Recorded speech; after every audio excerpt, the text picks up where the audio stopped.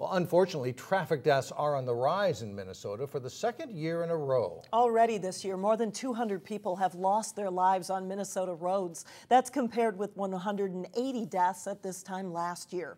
At that rate, officials project there will be 450 traffic fatalities by the end of the year. But that doesn't have to be the case if drivers just do one simple thing. From the cab of his semi-truck, Scott Wendell sees it all. One of the big ones is eating, changing a radio station, reading newspapers, putting makeup on tends to be a big one. Distracted drivers doing just about everything but paying attention to the road. We see an awful lot of people texting or checking their smartphones, especially at our vantage point being as high as we are. Distracted driving plays in about 25% of all crashes.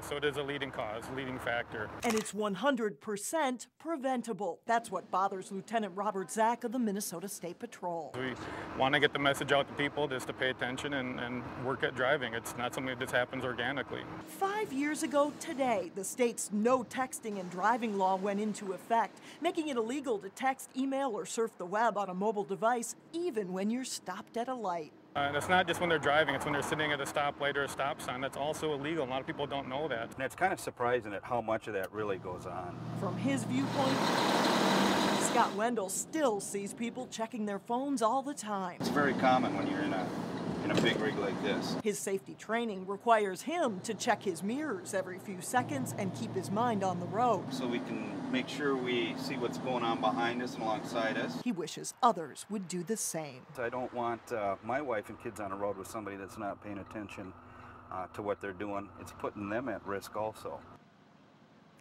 The rise in traffic fatalities this year also includes a spike in the number of motorcyclists killed, 41 so far.